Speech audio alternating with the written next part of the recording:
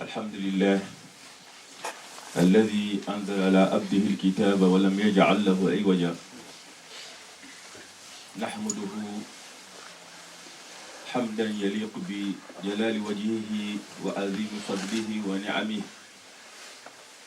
ونشهد أن لا إله إلا الله وحده لا شريك له الذي أرسل رسوله بالهدى ودين الحق ليظهره على الدين كله ونشهد أن محمدا عبده وصفيه من خلقه أرسله بالآيات البينات والمعجزات الباهرات ليخرج العباد من عبادة العباد إلى عبادة رب العالمين وصلوات الله وسلامه عليه وعلى أهل بيته الطيبين الطاهرين وعلى أصحابه الكرام الغر الميامين العلماء العباد وعلى التابعين لهم بإحسان إلى يوم التناد. يا أيها الذين آمنوا اتقوا الله حق تقاته ولا تموتن إلا وأنتم مسلمون. يا أيها الناس اتقوا ربكم الذي خلقكم من نفس واحدة وخلق منها زوجها وبث منهما رجالا كثيرا ونساء واتقوا الله الذي تساءلون به والأرحام إن الله كان عليكم رقيبا. يا أيها الذين آمنوا اتقوا الله وقولوا قولا سديدا يصلح لكم أعمالكم ويغفر لكم ذنوبكم ومن يطع الله ورسوله فقد فاز فوزا عظيما. أما بعد، أيها الأحباء في الله، أيها الإخوة في الإسلام، طبتم وطابت ممشاكم وتبوأتم من الجنة منزلا وجمعني الله إياكم عند مستقر رحمته في جنات النعيم مع حبيبنا وقدوتنا محمد المصطفى عليه أفضل الصلاة والسلام. جعلنا الله نحيا على سنته ونموت على ملته ونحشر في زمرته وتحت لوائه وننال شفاعته يوم يفر المرء من أخيه وأمه وأبيه وصاحبته وبنيه لكل امرئ منه يومئذ شأن يغنيه. جعلنا الله نشرب من حوضه الشريف شربة لا ندمع بعدها أبدا. يا أمة محمد، يا عباد الله، علينا أن نحمد الله ونشكره أن من علينا ببئسة المصطفى عليه أفضل الصلاة والسلام. مما يتطلب منا التدبر والتأمل والنظر، لأن سيرته الطاهرة مليئة بالدروس والإذات والإبر. علينا أن نتأملها لحاجتنا الماسة إلى سيرة المصطفى عليه أفضل الصلاة والسلام. حاجتنا إليها ماسة لأنك إذا نظرت إلى سيرته الطاهرة نظرت أن العرب كانت قبل بعثته عليه أفضل الصلاة والسلام جفاة بداة، فلما دخلوا مدرسته تخرجوا فإذا هم أرحم أمة عرفها تاريخ البشرية. فالعالم كله كان يؤج بالظلام والاستبداد والظلم، ولم يعرف الأمن إلا بنور الساطع من شمس نبوة محمد صلى الله عليه وسلم. Très chers frères et sœurs, remercions Allah. Nous devrons vraiment nous montrer reconnaissants envers lui à cause de ce qui nous a gratifié de nombreuses bénédictions et des innombrables grâces, dont la plus importante est la bénédiction de l'islam. Et le Très-Haut dit Al-Yawma akmaltu lakum dinakum wa atmamtu alaykum ni'mati Aujourd'hui, j'ai parachevé pour votre religion et accompli sur vous mes bienfaits. Et ces bienfaits, c'est l'islam. C'est l'islam. Quand on regarde que cette religion nous a été parvenue par le biais de notre bien-aimé Mohammed Mustafa sallallahu alayhi wa sallam. C'est pour cela le plus grand bienfait que cette communauté a eu, c'est la personne de Mohammed Mustafa sallallahu alayhi wa sallam. C'est pour cela qu'il est important de connaître sa biographie, connaître sa sira, afin d'évaluer l'importance de cette religion.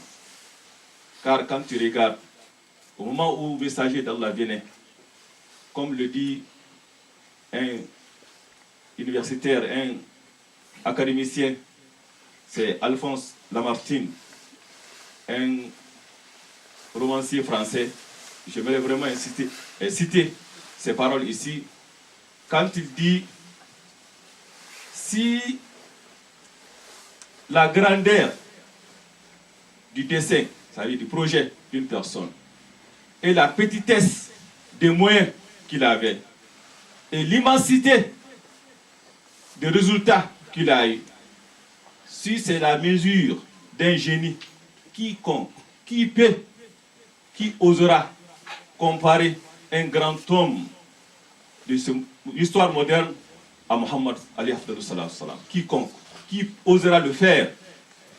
L'autre dit, ça c'est très important, c'est Michael Hart, dans un livre qu'il a mis en citant les 100 meilleures personnes les plus importantes de l'histoire de l'humanité. Il plaça le prophète sallallahu alayhi wa sallam en tête de liste et il justifia ce test. Il dit, s'il y a une personne qui a réussi sur le plan religieux et séculier, c'est le prophète sallallahu alayhi wa sallam. Tu trouveras une personne, c'est un guerrier, il a réussi dans ça. Un politicien, il a réussi dans ça. Mais dans tous les domaines, seul le prophète sallallahu alayhi wa sallam qui a pu vraiment réussir dans ça. Car quand nous regardons la communauté dans laquelle il a surgi, la communauté arabe, dans le péninsula, à cette époque, comment ils étaient, comment ils sont devenus après. Et il dit c'est du génie, c'est pas du génie, non, c'est du miracle, c'est la prophétie. C'est la prophétie. Quand tu regardes une communauté qui s'entre-déchirait, qui était divisée, dont la guerre peut se déclarer à cause d'un chameau qui peut durer 40 ans, 40 ans, 40 ans de guerre, s'entre-déchirer, qui peut même enterrer sa fille vivante. Quand tu regardes l'état de toutes ces personnes, et qu'est-ce qu'ils étaient devenus après, de devenir les générations, la meilleure génération que la communauté, l'humanité n'a connue. As-Sahabat Rasulullah sallallahu alayhi wa sallam, après avoir embrassé l'éducation du prophète et ses enseignements. Nous prenons ici l'exemple de Omar ibn al-Khattab. Quand tu connais Omar, qui il était, la sévérité qu'il avait, la dureté qu'il avait, l'idole qu'il avait, qui le faisait de quoi? Des dates que lui-même mangeait. Sa relation avec sa sœur. Et tu vois alors Omar, après avoir embrassé l'islam, comment il est devenu? En tant que chef, se souciait d'une mule. Simple mule. Simple mule. Omar se souciait de ça. Un navire se rendant un jour auprès d'Omar de se plaigner du mauvais comportement de sa femme. Il a entendu alors la femme de Omar en train de crier auprès de lui. Il n'en revenait pas. Et Omar avec sa sévérité. Et encore c'est le commandant des croyants. Sa femme est en train de crier auprès de lui, il ne dit rien. Et rebroucha chemin. Quand Omar le demanda, il dit, Omar l'a répondu, en résumé, il dit, il a des droits sur moi. Elle a des droits sur moi. C'est elle qui prépare ma nourriture. C'est elle qui lave mes habits. C'est elle qui allaite mes enfants. Quand tu connais la relation d'Omar à leur époque envers les femmes, et tu entends cette affirmation, ces paroles d'Omar, c'est du miracle du prophète sallallahu alayhi wa sallam. Donc pour vraiment saisir l'étendue, l'importance, l'ampleur de l'islam, ça passe impérativement par quoi? Par la biographie du prophète sallallahu alayhi wa sallam. Lire la biographie du prophète sallallahu alayhi wa sallam a beaucoup de bienfaits. L'un de ces bienfaits, plus que tu sauras sur sa personne, sur sa vie, plus que tu l'aimeras. plus que tu sais le prophète sallallahu alayhi wa sallam, plus que tu l'aimeras. Donc quand tu regardes ça, et on sait que l'amour du prophète sallallahu alayhi wa sallam en dépend de notre foi. La qualité de notre foi en dépend. Le degré de notre foi en dépend. قال رسول الله صلى الله عليه وسلم فيما رواه البخاري ومسلم لا يؤمن والذي نفسي بيده لا يؤمن أحدكم حتى أكون أحب إليه من والده وولده وفي رواية أخرى ومن الناس أجمعين. Aucun d'entre vous ne sera vraiment croyant jusqu'à lui, moi, le prophète, celui qui parle, le prophète sallallahu alayhi wa sallam, soit la personne que tu aimes le plus que ton enfant, plus que ton père, plus que toi-même, plus que tout autre dans ce moment. Donc, et cet amour, je me demande comment quelqu'un peut prétendre d'aimer le prophète sans le connaître. Je me demande, comment peut se faire? Si cet amour donc, dépend de ta foi, et cet amour aussi dépend de ta connaissance, la connaissance du prophète sallallahu alayhi wa sallam, connaître sa biographie est une obligation. Est une obligation. Savourer même la foi. Dans un hadith du prophète sallallahu alayhi wa sallam, ثلاث من كن فيه وجد بهن حلاوة الإسلام أن يكون الله ورسوله أحب إليه مما سواهما وأن يحب المرء لا يحبه إلا لله وأن يكره أن يعود في الكفر كما يكره أن يقذف في النار. Dans ce hadith du prophète sallallahu alayhi wa sallam, trois qualités. Quiconque en possède saura savourer la foi, sa foi, la douceur de sa foi. Si tu n'as pas ça, tu ne peux pas savourer. Que Allah et son messager soient les personnes que tu aimes le plus que tout autre dans ce bas monde. Donc, aimer le prophète sallallahu alayhi wa sallam dépend de notre connaissance. Qu'est-ce que tu connais du prophète? Plus que tu connais le prophète, plus que tu aimes. Et ça, c'est très important. Quand nous prenons, par exemple, un exemple de Thumamat bin Uthal, al-Sahabi al-Jalil, c'est un Sahaba qui est mi Yamama, Sayyid al-Yamam, al-Hanifiyya. Cette personne était très hostile au prophète sallallahu alayhi wa sallam et qui a tué beaucoup de compagnons. Il fut capturé. On l'amena sur le messager d'Allah, on l'attacha au pilier de la mosquée. Il resta ainsi. Le premier jour, le prophète sallallahu alayhi wa sallam a dit: Ma indaka ya Thumama ibn Uthal? Qala in taqtul dhat dam. Il dit qu'est-ce que tu as? Qu'est-ce que tu as à offrir? Il dit si tu me tues, tu as tué la personne qui mérite d'être tuée. Il sait pourquoi, qu'est-ce qu'il a fait. Si tu tues la personne qui mérite d'être tuée. Et si tu pardonnes, je serai reconnaissant.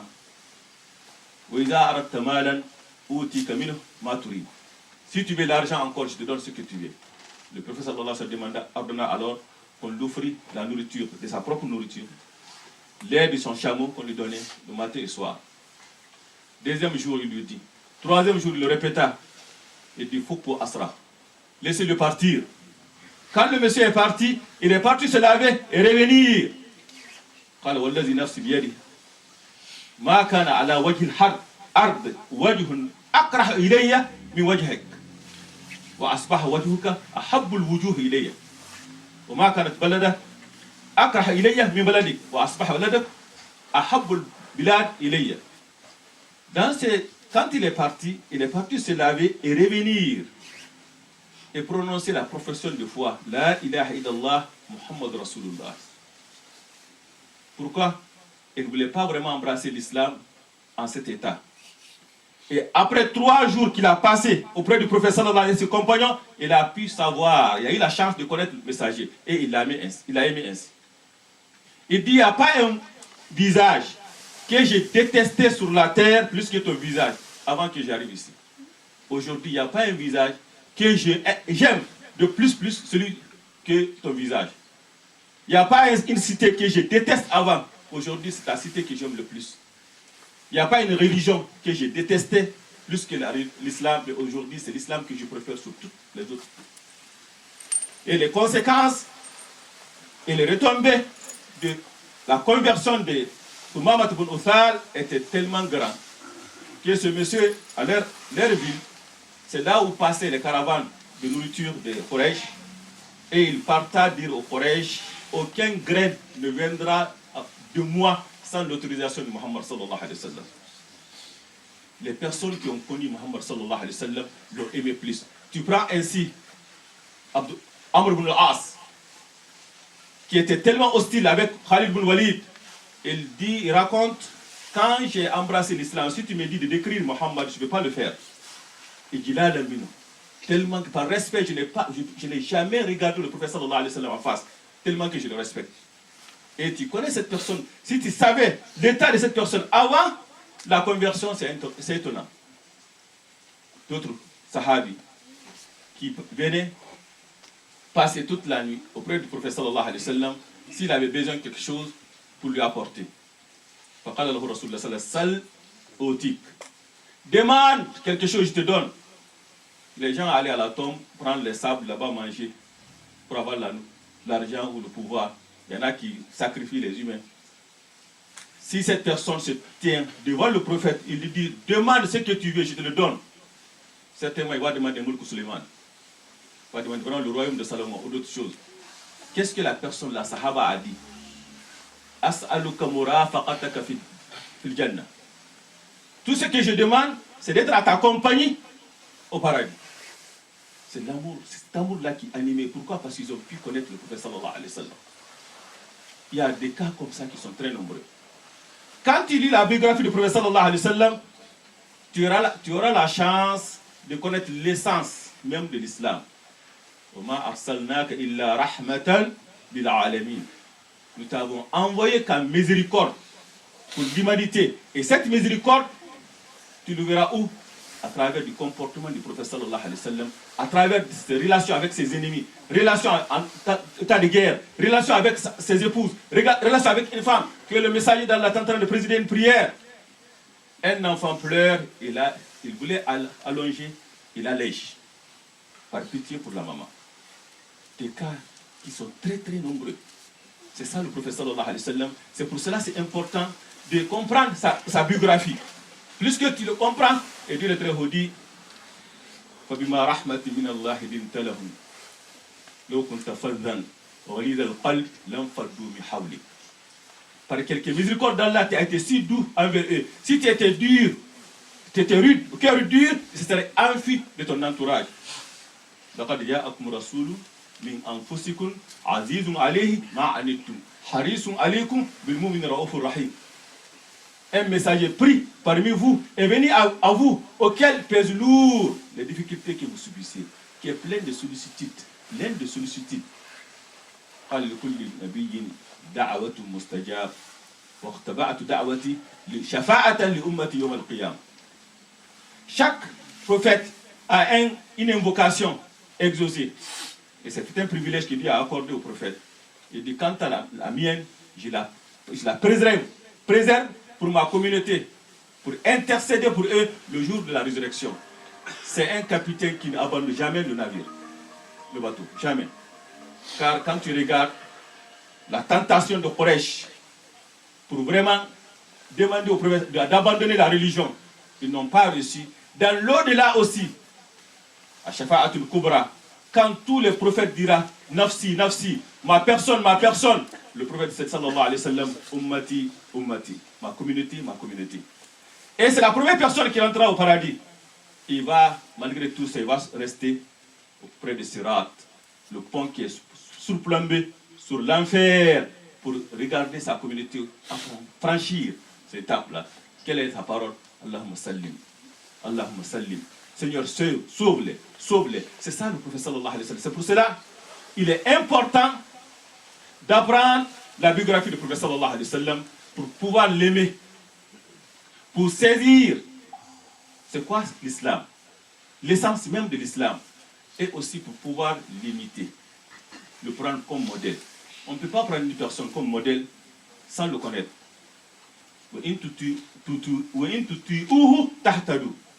Si vous les obéissez, vous serez bien guidés. Vous serez bien guidés. Et ça c'est très important.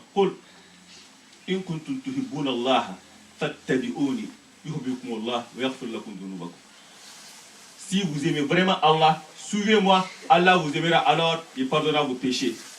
Donc, suivre le prophète sallallahu alayhi wa sallam comme modèle est une obligation. En dépend vraiment notre sort dans l'au-delà. Kullukum yadkhulul jannah illa man aba. قالوا يا رسول الله كيف يا أبا؟ قال من أطاعني dakhal al-jannah wa man asani faqad aba. Il dit tous, vous tous entrerez au paradis, sauf celui qui refuse. Il dit comment une personne peut refuser?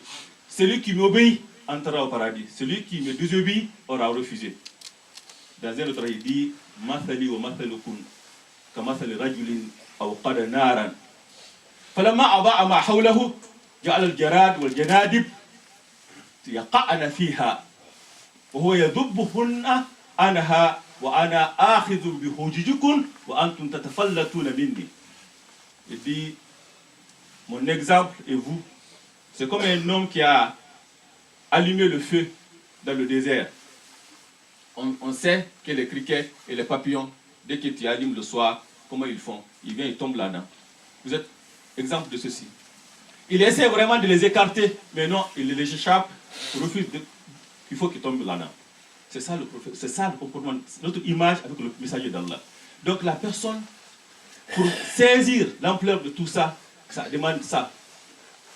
L'un des points essentiels aussi, ça fortifie notre foi. Cette semaine, j'ai eu un appel d'un frère qui me posait une question, et c'est très important.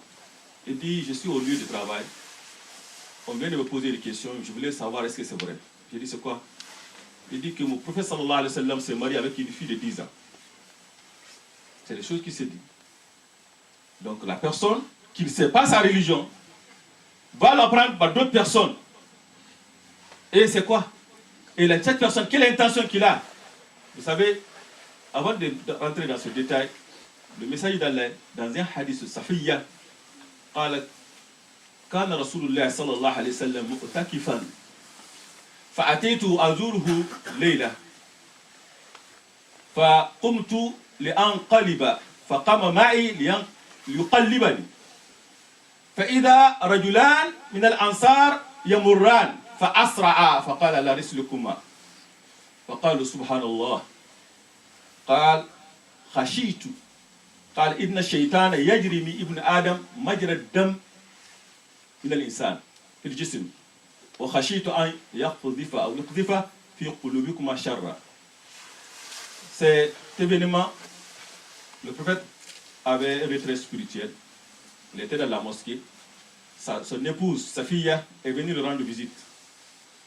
Quand il était prêt à partir, le prophète se levait pour le raccompagner. En ce même moment, il y avait deux personnes de Ansar qui passaient. Dès qu'ils ont vu le Maraï Rasulullah Asra, dès qu'ils l'ont vu, ils l'ont pressé les pas. Le messager d'Allah dit, tranquillisez-vous, venez. Regardez, c'est mon épouse.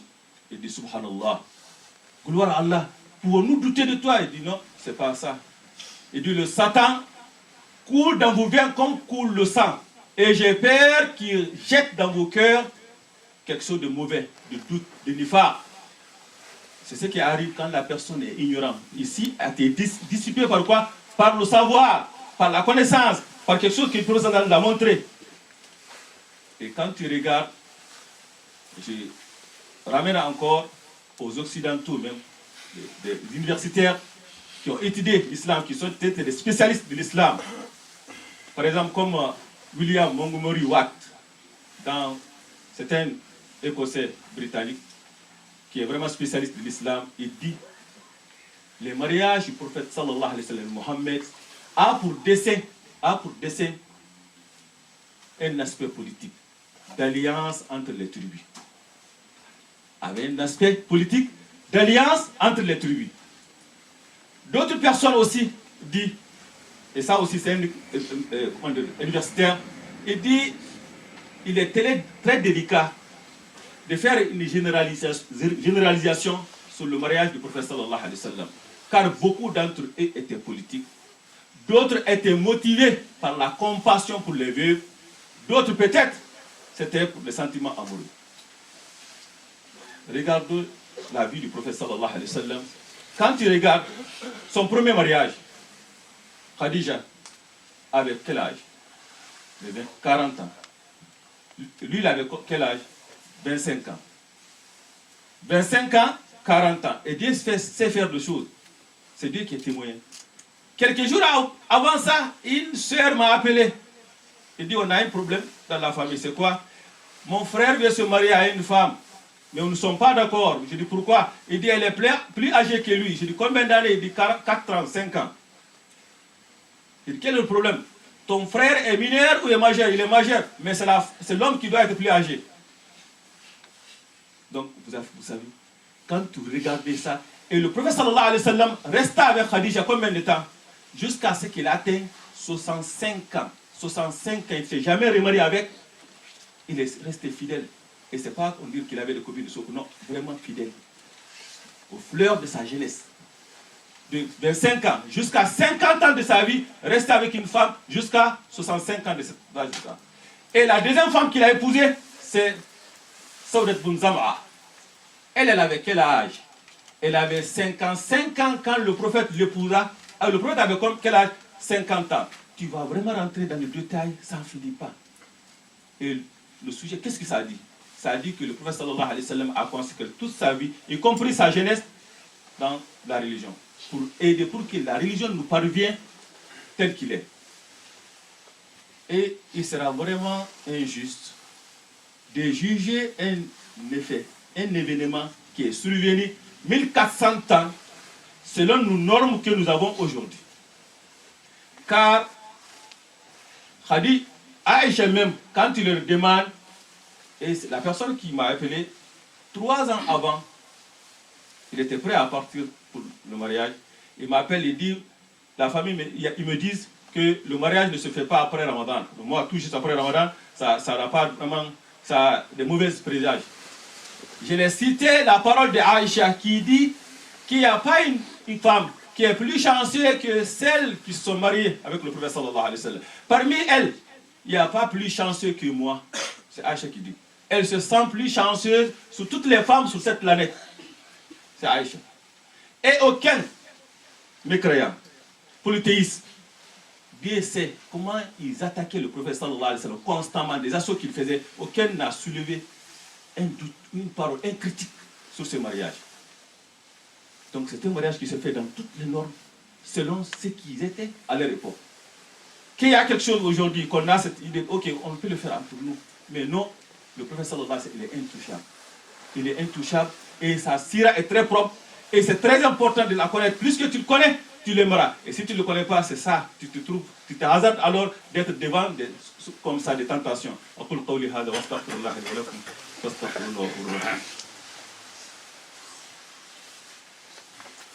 Alhamdulillah Rabbil Alamin, wassalatu wassalam ala al-mab'ous rahmatan lil alamin. Très chers frères et sœurs, en parlant de la vie du prophète sallallahu alayhi wa sallam, il est difficile vraiment de saisir, de cerner l'étendue et tous les points de la vie de cette grande personne. La biographie du prophète sallallahu alayhi wa sallam a certaines caractéristiques qui nous aident à le suivre comme modèle. Quel est ce point? Le premier point, c'est qu'il n'y a pas une personne, comme on le dit, qui est née sous le soleil si ce n'est pas le prophète sallallahu alayhi wa sallam. Aucune étape de sa vie est manquante. Aucune étape. Aucune étape. Comme on dit chez nous, comme on le dit souvent, chacun a quelque chose de privé ou son petit secret. Mais le prophète, non. Toute sa vie, sa jeunesse, sa vieillesse, tout est là, tout a été relaté. Donc c'est Choumouli, il n'y a pas vraiment une personne. Donc on connaît toute sa vie que le prophète sallallahu alayhi wa sallam, c'est le seul.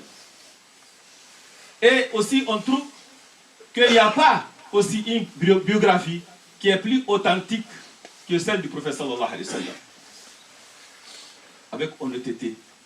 Ça nous suffit comme argument que le Coran même qui nous a apporté, il nous apprend beaucoup de sa vie. Abasa wa tawalla, inna atinaka al-kawthar, alam nashra laka sadrak, wa duha wa layli idha saja, ya ayyuhal mudaththir, ya ayyuhal mudammil. Tout, quand tu lis le Coran, c'est la vie du prophète sallallahu alayhi wa sallam. Donc c'est une vie qu'on connaît toutes les étapes et que rien ne nous a échappé et a été vraiment, nous a parvenu authentiquement, sans falsifier, toutes les grandes personnes que vous savez, si on apprenait certaines choses de leur vie, non, tu ne vas pas les saluer. Et aussi le prophète sallallahu alayhi wa sallam, quand il regarde, c'est une vie qui couvre tous les aspects de la vie de l'être humain. Chacun y trouve un modèle à la personne du prophète. Tu es un mari, tu le trouves. Tu es un orphelin, tu le trouves. Tu es un guerrier, chef de guerre, tu le trouves. Tu es un gouverneur, tu le trouves. Tu as été opprimé, un immigrant, tous les états. Quand tu regardes Isa alayhi salam, on peut le prendre exemple dans les bonnes mères de ceux comme ça, mais on ne peut pas le prendre comme un chef de guerrier. On ne peut pas le prendre comme un mari, il ne s'est jamais marié. On ne peut pas le prendre comme un père, il n'a jamais eu de père. Donc la vie du prophète sallallahu alayhi wa sallam est claire, nous a parvenu authentique, il n'y a aucun élément qui est manquant et c'est facile à suivre. C'est facile à suivre. C'est pour cela, c'est très important de suivre le message d'Allah et pour le faire, il faut vraiment étudier sa biographie. Comme je viens de dire, l'essence du message du prophète sallallahu alayhi wa sallam, c'est la miséricorde. C'est la miséricorde. Ibn al-Qayyim aujourd'hui dit wa anna shari'ata asasuha wa mabnaha ar-rahma. فالشريعة كلها رحمة ومصالح. فإذا رأيت شيئا ما ليس مبني على هذه الرحمة فليس من الشريعة وإن أدخل فيه بالتعويل. Dans le résumé, à peu près l'idée qu'Ibn Qayyim a dit, il dit l'islam, tout c'est la miséricorde. Tout c'est. Quand tu trouves quelque chose de l'islam qui n'est pas basé sur la miséricorde et qu'on te dit que c'est l'islam, non, on l'a introduit par l'interprétation. C'est-à-dire que c'est une interprétation. Donc quand tu vois un comportement d'une personne en train de faire, il dit Allah Akbar au nom de l'islam, et il n'y a pas de miséricorde là-dedans, il vient de nous dire que c'est l'interprétation de cette personne, mais ça ne fait pas partie de l'islam. Et je vais finir avec un point qui est très important. Suivre le prophète sallallahu alayhi wa sallam veut dire vraiment de s'éloigner de bida. Ça c'est très important. On ne peut pas le prendre comme messager et inventer d'autres choses. لقد كان لكم في رسول الله أسوة حسنة لمن كان يرجو الله واليوم الآخر وذكر الله كثيرا. Celui qui veut invoquer Allah fréquemment, tu le trouves à la personne du prophète sallallahu alayhi wa sallam, qui prie quand toute la moitié de la nuit. Fais-le. Tu veux adorer Allah plus, fais la moitié de la nuit. Ou au minimum, prie les 5 prières dans la mosquée. Donc ne nous amène pas des bid'at comme ça en prétendant qu'il dit que oui, je vais faire. C'est pour cela à Shatibi يقول البدعة طريقة في الدين مخترعة يقصد صاحبها المبالغة في التعبد لله. Il dit c'est une voie inventée dans la religion Yudahi Shari'a qui prend l'image de la Sharia et l'intention de la personne, ce qu'il dit, c'est pour plus adorer encore davantage, d'adorer Allah davantage. Tu veux le faire, c'est dans la personne du prophète sallallahu alayhi wa sallam. Il dit laqad taraktu fikum shay'ain in tamassaktum bihuma lan tadillu abada. Wa iyyakum wa muhdathatul umur wa kullu bid'ah dalala. Toute innovation, c'est l'égarement. C'est très important. Donc, j'invite mon frère et sœur d'essayer de lire la biographie du prophète sallallahu alayhi wa sallam. Ça t'aide dans beaucoup de sens. Le connaître, c'est de l'aimer plus. L'aimer, c'est bon pour toi, pour fortifier ta foi et t'épargner avoir des surprises avec des gens qui ont de mauvaises intentions. ربنا تقبل منا انك انت السميع العليم وتب علينا يا معين التواب الرحيم اللهم اهدنا فيما هديت وعافنا فيما عافيت وتولنا فيمن توليت وبارك لنا فيما اعطيت واصرف عنا السوء ما قضيت انك تقضي ولا يقضى عليك اللهم لا يذل ما هديت ولا يعز ما عاديت بيدك الخير كله يا رب الرحمن الرحيم اللهم اقسم لنا من خشيتك ما تحول بها بيننا وبين معاصيك ومن طاعتك ما تبلغنا بها جنتك من اليقين ما تحول به علينا مصائب الدنيا متئنا باسماعنا وازواجنا وذريتنا ابدا ما ابقيتنا واجعل الوارث منا واجعل ثارنا على من ظلمنا وانصرنا على ما عادانا يا رب الملائكة الرحيم اللهم إنا نعوذ بك من سوء المنقلب في الأهل والمال والنفس اللهم إنا نعوذ بك من زوال نعمتك ومن تحول عافيتك ومن فجاءة نقمتك ومن جميع سخطك يا رب الملائكة الرحيم. Là en haut, Inch'Allah, la rénovation, le processus continue, mais ça demande vraiment, on est en train de négocier avec la ville, il nous demande certains changements qui sont un peu coûteux, très coûteux, donc ça demande vraiment d'argent. Donc nous vous demandons vraiment d'être généreux et comme aujourd'hui, là, nous allons laisser nos frères passer faire de collecte. Donc soyez généreux et ça va nous aider vraiment d'éviter nos frères de s'arrêter à la porte ou de prier sous cette commande froid. Là, Inch'Allah.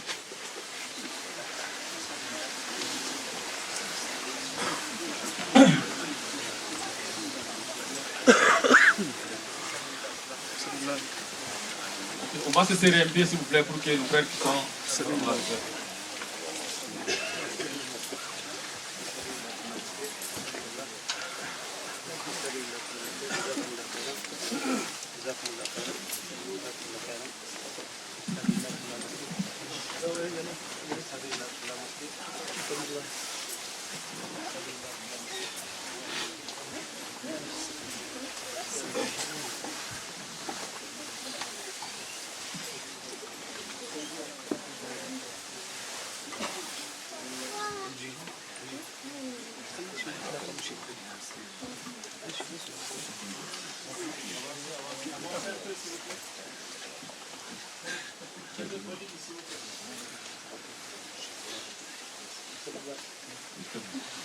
الله أكبر الله أكبر أشهد أن لا إله إلا الله أشهد أن محمدا رسول الله حي على الصلاة حي على الفلاح قد قامت الصلاة قد قامت الصلاة الله أكبر الله أكبر لا إله إلا الله لا إله إلا الله محمد رسول الله صلى الله عليه وسلم. استووا واستقيموا هذا بين هناك وسووا سوف يرحمكم الله. الله أكبر. الحمد لله رب العالمين الرحمن الرحيم مالك يوم الدين إياك نعبد وإياك نستعين اهدنا الصراط المستقيم صراط الذين أنعمت عليهم غير المغضوب عليهم ولا الضالين.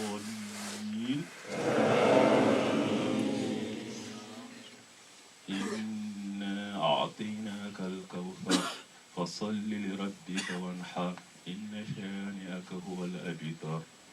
الله أكبر.